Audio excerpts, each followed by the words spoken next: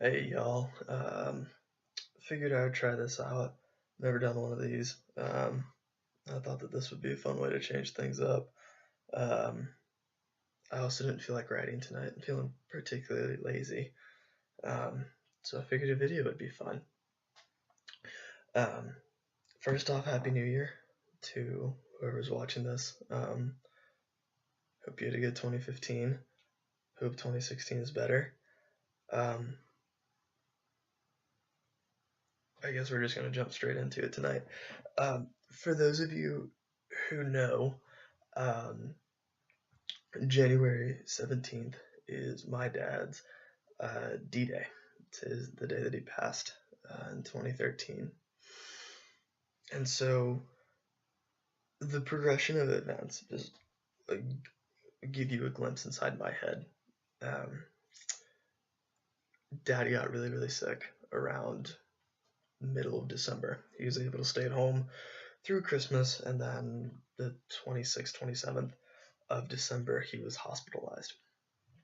He was in the hospital up until uh, the day before his birthday on the 14th of January. Um, and he went on a ventilator. And then um, he stayed on that. He didn't want to be on a ventilator, it wasn't his wish. So on the 17th, we had to make the difficult choice to let him pass. Um, and so, as anyone can imagine, um, this time of year is harder for me personally. Um, but that's never what I want this blog to be about. I don't want it to be, oh, here's my heart on a sleeve. Here's what bothers me. Let me just rant to essentially Facebook or whoever finds it. I never ever want the blog to be that. I want to take my testimony that God's given me and use it to reach out to others. Um, and so what I want to talk about today is memories. Um, Memories are something else. Um, I'm gonna start off with just a series of examples, and then I'll tie it all in, put a nice little bow on it at the end. So just sit tight with me as I go through this. Um, I keep looking off to the side because I have props today. It's gonna be fun. Um, so I guess these are about the same time. So this is my dad. Try to get rid of the glare. There we go. This was Dad and a fatter Jake. Fifth grade, fourth, fifth grade. It was a while ago, and this was Dad. Dad loved to do everything at the church, everything he'd get his hands on. Um, this picture is some type of church carnival that we had, food, stilts, and all that kind of stuff. And uh, so obviously here he's helping me on the stilts, and it's a lot of fun. Um, as time went on, different things happened at the church. We did a mock, um, we did a 30-hour famine mixed with invisible children. For those of you who don't know what that is, basically you fast for 30 hours to simulate third world hunger, and kind of step into their shoes. And that was like a mission trip that we did, but we didn't just do that. We mixed it with um, Invisible Children, which, if you don't know, um, was a company started by three college-age men who went over to Uganda, I believe, to stop Joseph Kony and his children slave trafficking. That's a whole Google it. It's sadly it's interesting. There's a lot of bad stuff in it. But so we were raising money, raising awareness about that, and how we simulated that was we simulated a camp, one of like Joseph Kony's camps, I guess. And my dad was one of the militia, and he went out and got war paint, got all this camo, and brought his machete to the church, and there were all the other youth group dads got into it too, and they just had a blast. Um, and that's one of my favorite memories of him is him dressing up as this Ugandan warrior, rebel warrior, to help simulate the camp, the walks that they do and stuff. So that was funny. Um, Yeah, I'll jump to this one. Here we go. Here's Dad, his NASCAR hat, and baby Jake with his bowl cut and his Nerf guns. That's a good one. Dad and I were boys together. My mom and I were actually discussing this the other night. Just fireworks and guns and archery when I was in Boy Scouts and all this other stuff. Um, and we were boys together. It was funny. It was a lot of fun. I'd come home and he would, um, he'd be out back shooting the BB gun, into the woods or whatever. Or I would come home and he'd be on the PlayStation playing Call of Duty, like just boy things. Um, and that was fun. Um, this next picture is a little more recent. I think Mom's box said 2011. Yeah, smile, Dad. So, for those of you that have been to our house, those of you that haven't, this is our back porch. The tile that he's laying down is what's down right now. And Dad laid all that by hand. He ripped up all of the old stuff, all of the, I don't know what you would call it, whatever the base model flooring for the porch was, for the house. He ripped it all up, resurfaced the floor, and then proceeded to tile the entire back porch by himself. And for those of you who've been over, you know that we don't have a small back porch by any stretch of the imagination. And so he's out there for, I don't know, like a week doing that. And that was really cool. And that was another, memory that I have of my dad, is that he did everything. I was 16 when he passed. And in 16 years, and even before that, he had never called a handyman. I confronted him about it one day. We were changing the oil in the car or something. I was helping him, like, how do you know how to do all this? Like did Papa, did your dad teach you how to do all this? And he's like, no, I YouTube it. And I thought that was the funniest thing. But, my dad would go on YouTube and he would look up, how do I resurface the back porch and then lay tile down? He would see how to do it. He'd go to Lowe's or Home Depot, get what he needs, come home, do it. That was cool. That was really cool. That was a good memory. The last one I have, apologies to Holly. It's a picture of Holly and my dad. For those of you who know me, I'm a photographer. That's my pastime. That's what I do. And I got that from Dad. Dad was a photographer. I asked him what he did in high school. He was like, "Oh, I did photography. I did yearbook stuff." I'm like, "That's cool. I think I'll try that out." And so I did. And I kind of stuck with it. It was a lot of fun. And so that picture was at a volleyball game. And we needed pictures, I guess, for yearbook. And my dad was taking pictures so that my mom would have stuff to scrapbook. And Holly was there. For those of you guys that don't know, Holly and Taylor, they're two really good friends of mine, and they're always anxious to learn whatever they can. And so the dad was in the stands with his camera, and I guess we need pictures for yearbook. That would be my guess. And so Holly took my camera, or had her camera from the lab or whatever, and Dad went over and sat down with her and said, yeah, you change this setting for this, or you do this for that, or you whatever, and showed her how to do it. It was really cool. But that's what Dad did. The plaque is downstairs.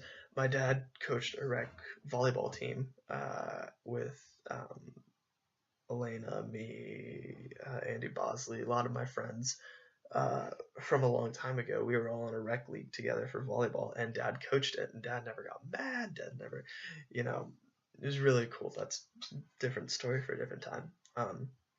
So I bring up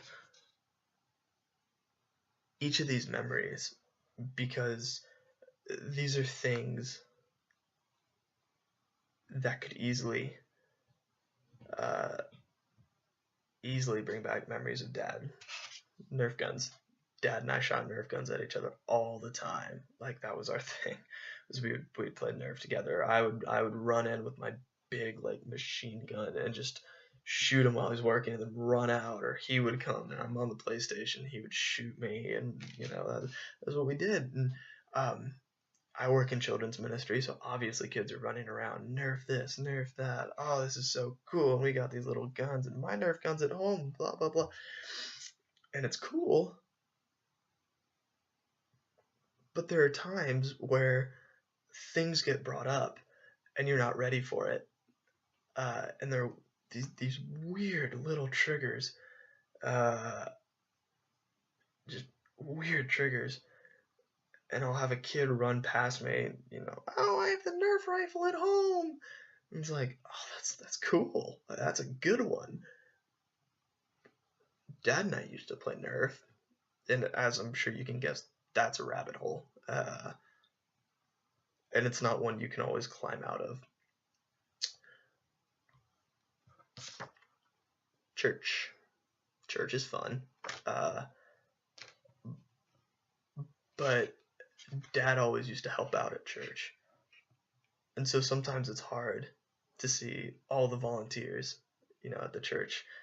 And just kind of wonder to yourself, Dad would be here. Dad would be doing this. Like, that would be cool.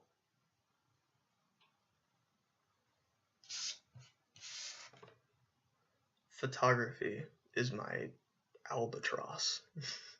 I love it. It's my job. I work at a studio. I work freelance. I love photography. Love it to death. It's a lot of fun, a lot of creativity. It's awesome. But there's not a day that goes by that I don't pick up my camera and go, if Dad were here, I could show him this really cool thing that I learned. And he would sit me down and go, okay, that's cool, but check this out, and he would do that, and that's how we were. But that's a trigger sometimes. Or I go to work and I get this really cool shot. I'm like, oh my Lord, like this could be front of the magazine, modestly, this could be front of a magazine. Nothing against Mom or Jessie. Not Jessie. Jessie would get it. Nothing against Mom. She doesn't really speak photography. She'll look at it and go, oh, that's a really good shot, Jake, but she won't, grasp what it means. And I'll show it to Jessie and she'll be like, oh, well, look this cool one I got. And we'll banter back and forth playfully. But I don't have Dad to go to.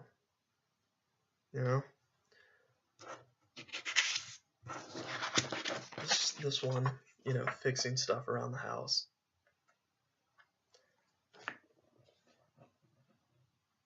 Dad's sense of humor after he passed. Mom and I joke that Dad's here and he just messes things up to get on Mom's nerves. I think it was like the week after he passed. A date might be wrong, but Dad YouTubed and repainted our entire house. He went to Lowe's, bought a paint sprayer, and then repainted the entire house by himself. So we had the paint thingy on the wall, and it fell. Middle of the night, just fell. That week, my mom sold it and was able to use the money for something. I don't remember what.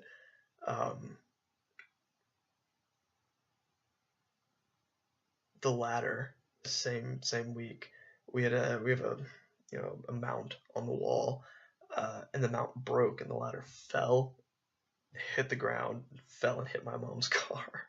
And so she had to go and patch the wall. And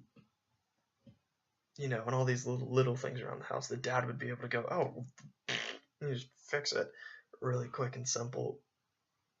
But it's heartbreaking when my mom, comes to me, oh, the freezer's leaking again. And she and I look at it and neither of us can figure out what's going on. And it's like, I bet Dad could have figured this out. I was riding home with my girlfriend's family tonight from a wedding, Speak of the devil. We were riding home from a wedding, and the wedding was in Mount Verde, however you pronounce it. To fill in Casey, if you guys are watching this, congratulations. But obviously, Dad's on my mind this time of year, and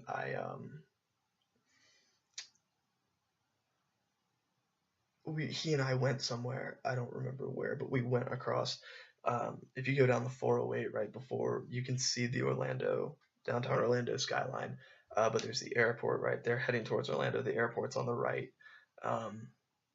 This is big, like 5-6 lane highway. And my dad and I were going somewhere, and it was in the afternoon. It was later at night, and we were joking. He was being stupid as he was with his sense of humor, and he was making jokes about the light poles because they start off really short and wide, and then as you go down the highway, I kid you not, look at this next time you're down that way, they get taller and the lights get closer to the center pole. And so my dad was making jokes about, oh, well, they start out short and fat, and then, the more light you provide, the higher the pole gets. And it sounds stupid now that I'm saying it, but I was in tears laughing because of the way that he was doing it. And every time I drive across that bridge with those lights, I think of Dad and what he said. And so to put a bow on all of this,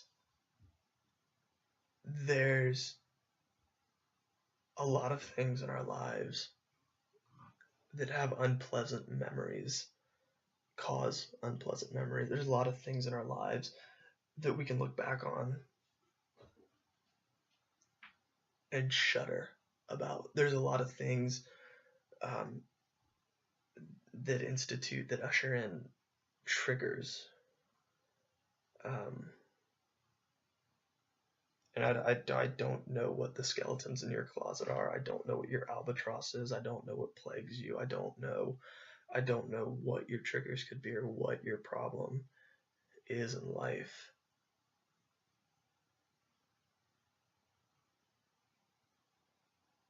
But what I realized tonight on the way home, sitting in my girlfriend's dad's car, was that memories don't have to be bad. And I'm almost ashamed to say that I got it tonight when I should have gotten it 3 years ago. When Dad passed. Memories don't have to be a bad thing. Memories don't have to be nasty. Memories don't have to be triggers. They don't have to pull you down into the mud and drown you there. That's not the point of a memory. I should look at this picture of my dad working hard, and instead of feeling guilty for not knowing how to do everything that he did, smile. Because we live in a beautiful house because of what he did. I should look at this picture of him and Holly. Miss him, yes, but smile because he was doing what he loved and reaching out to a friend of mine. I should look at these not as memories to weigh me down, but as reminders of the man that my dad was, and what he wanted me to be, what he taught me to be through his parenting. Again, I don't know what your triggers are. Maybe your trigger's a song. For the longest time, my trigger was 10,000 Reasons. I listened to it. I was in tears instantly. Tears gone. Don't talk to me. Don't acknowledge me. I'm going away for at least a half an hour. Don't talk to me. Maybe your trigger is a movie. For whatever reason. again, I don't know what plagues you. I can't put this into words for you. So please read the author's metaphorical message. I don't know what bothers you.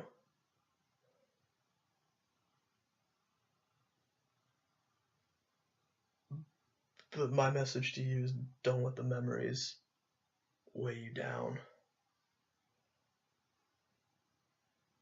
I spent 3 years playing dodgeball with these.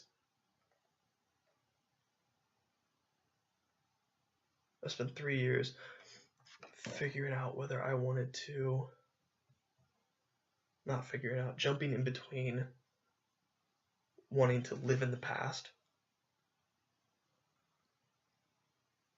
and remember my dad for everything that he did, or not wanting to acknowledge it at all. And neither was healthy.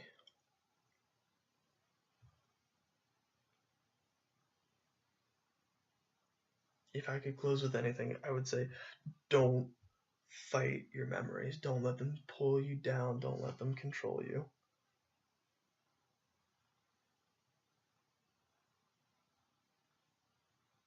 It is because of my memory I'm able to look at this and remember a good time. It's because of my memory that I'm able to look at this and draw inspiration to learn how to do stuff. It's because of my memory that I can look at this and go, this is what I'm going to do with my kid one day. My dad took time out of his schedule to play foam darts with me. You'd be damn sure that I'm going to do that with my son. Let your memories guide you, teach you. Don't let them destroy you. I hope you guys enjoyed this. Please give me feedback. Let me know what you think. If the Scottish flag offends you, if the lighting's off, if the audio sucks, let me know so that I can make these better. I would like to do one of these every now and then. This is a lot easier to do than sit down and write, which is funny coming from an author, but this is just a lot easier to sit down and just talk at the camera. Instead of mincing words, it's quicker. Gets my message across quicker. So let me know, message me, comment, do whatever. Hope you guys enjoyed it. Coming soon, we're going to talk about, I have it written down, we are going to talk about